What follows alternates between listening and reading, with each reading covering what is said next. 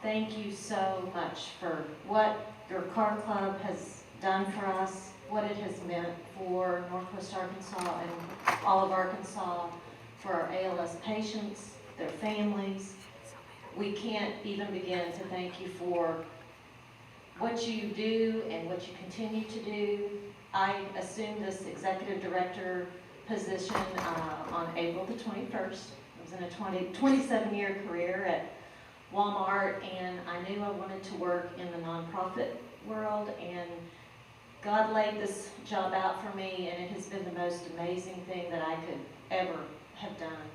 And I'm blessed tonight. Shannon Hawley, our president of the board, is here with me, and our association, just a little bit of history, started about 10 years ago.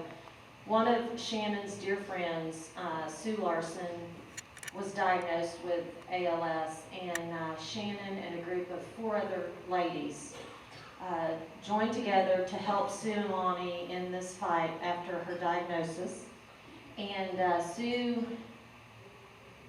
Sue's wish from them was to bring awareness to Arkansas, because there just wasn't anything when she was diagnosed. And she asked her friends, Susie's Angels is what she called the 5 of them, to find a way to get that awareness here. And so they said, well, what do you want us to do? And she said, well, there's a walk to defeat ALS. So the girls got online, Googled the walk. One of the angels went to Memphis to experience a walk and kind of see, because they knew they had just a short window to put something together, because Sue was digressing in her disease, and they wanted to be able to do this before she passed away. And so in 6 weeks, these ladies put a walk to defeat ALS together, and were able to have it while Sue was still with them. They thought they would have maybe 50 people show up. 300 people showed up the day of the walk. They thought they might raise $10,000. They raised $30,000.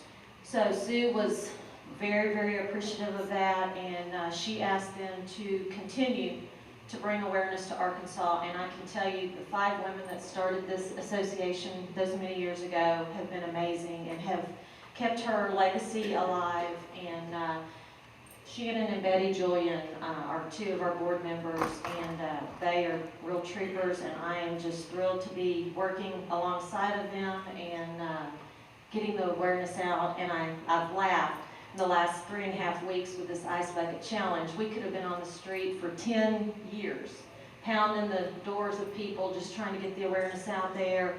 And what this Ice Bucket Challenge has done, a small idea of one of our pals in Massachusetts, Peter Frates, thought of this for he and his buddies to do. Of course, it went viral, and I'm happy to tell you that as of Thursday, it has raised $111 million.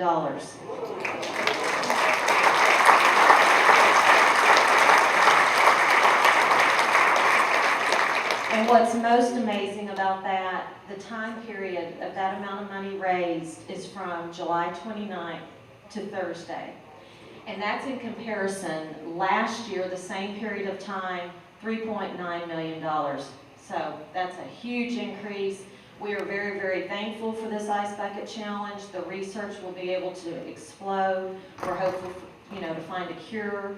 There is no known cause, no known cure. Every 90 minutes, someone's diagnosed with ALS, and every 90 minutes, someone passes away. We are the only recognized association in all of Arkansas for ALS patients and their families. We had 108 patients that we take care of in the state before the Ice Bucket Challenge, and we now are at about 117. So we are excited about that, because the awareness we know is working. People are able to find us, and we do everything for these pals that we can. We have a grant program that they're able to use every 3 months. We help them with medical equipment. We help them with in-home care. We help them with gas, food, whatever the need is, that's what we do. And we keep all of our money that you so graciously help us raise here in Arkansas, except for the 13.9% that we do send to national to continue research. We have aligned with UAMS, one of our pals, Tommy May, who is a retired president and CEO of Simmons Bank in Little Rock and a well-known philanthropist here in Arkansas. Tommy May has ALS, and $2 million was donated to UAMS to start the Tommy May ALS Research Center.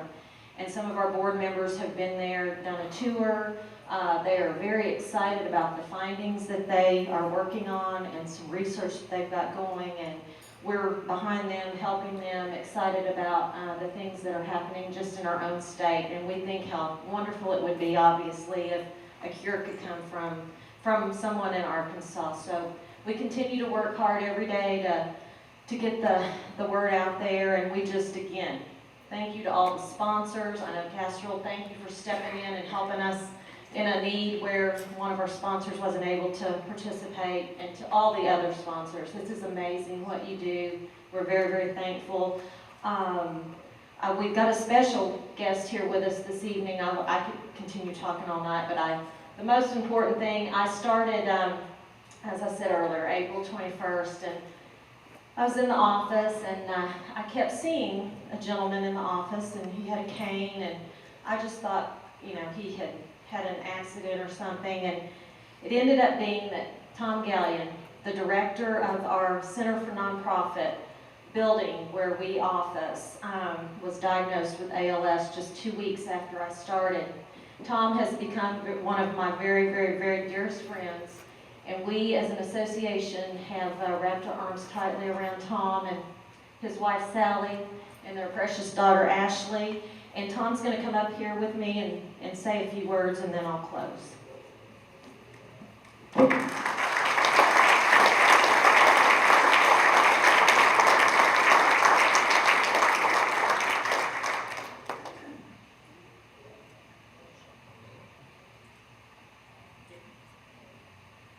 Thank you.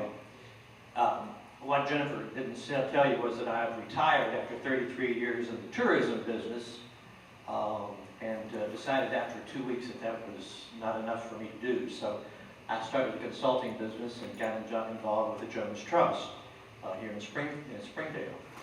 And I'm now the property manager for the Center for Nonprofits in Rogers. I'm not used to talking about myself.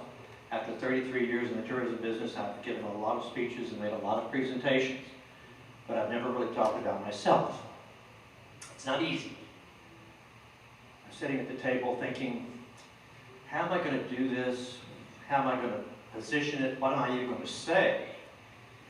And I realized that tomorrow was the first day that I realized that there was something wrong. My wife and I were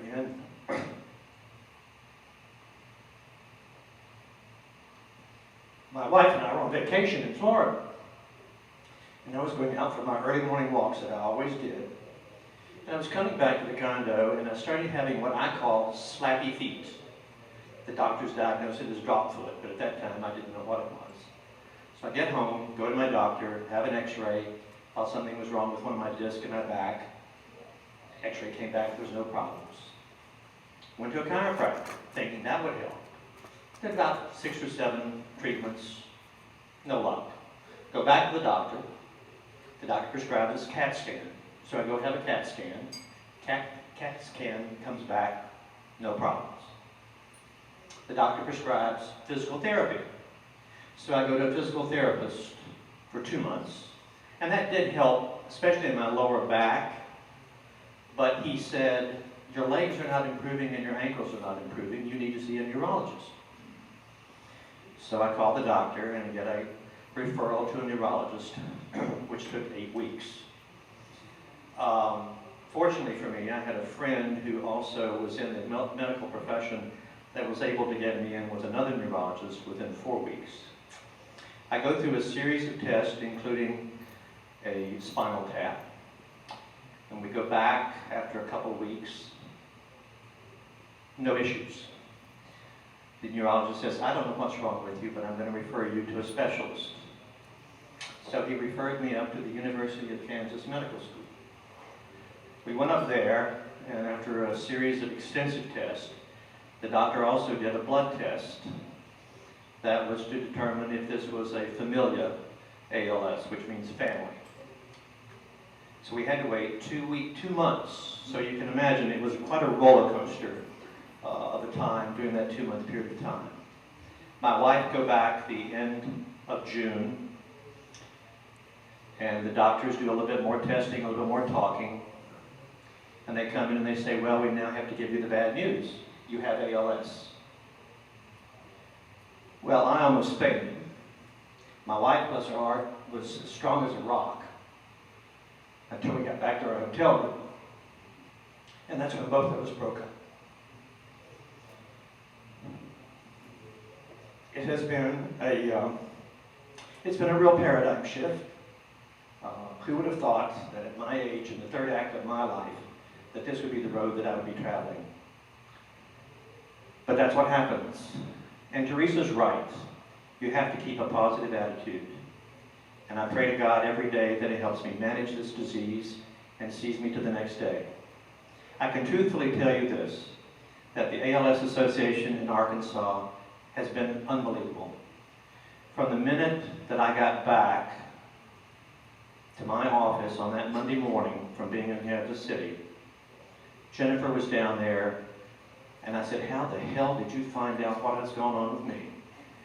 Fortunately for me, I suppose, one of our parishioners in our church, mother, belongs to the same church, and she told her daughter, who happens to be on the ALS board, and that's how it all came about.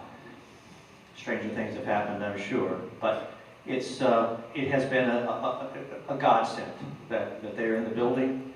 They are as wonderful as they can be, and yes, they do a fabulous job. But I want to say this to you.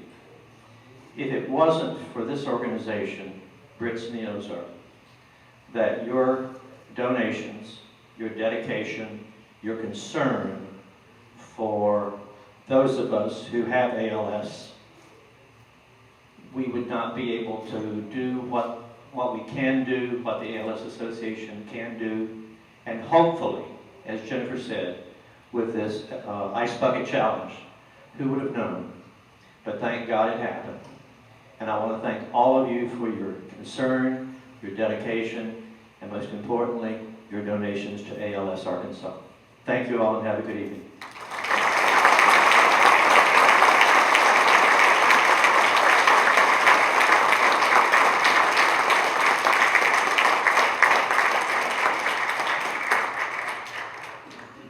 Thank you, Tom. Thank you, Sally. Thank you, Ashley, for being here with us tonight. Tom told me that Monday in his office after I went down to meet with him, he said, Jen, he says, I'll do whatever I can to help you. And that's what we find with these patients that we are so blessed to work with and help. We spend time with them. You become very close. And when you're with them and you leave, we are to be blessing and helping them. We walk away every time, and we are the ones who have been blessed by their presence and by their spirit, and just they all have positive minds. And so thank you again, Tom, and for what you've done for us. The money, I did want to say, the money that you give us, we do not get any help from our national association or from the government. Everything that we raise, everything that y'all raise, is how that we're able to help these patients. And not only is it a death sentence when you get the diagnosis of ALS, but it is a financially draining. Most often, your spouse, your caregivers have to quit their jobs, stay home with you, and later on, just kind of in an average of what it costs. Our mission as an association is to keep these patients in their homes, in their surroundings, with their families, and that's what we strive to do. On into the disease, it takes about $250,000 a year to keep an ALS patient in their home.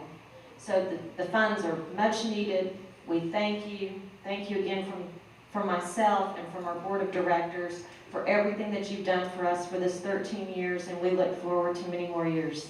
And thank you again.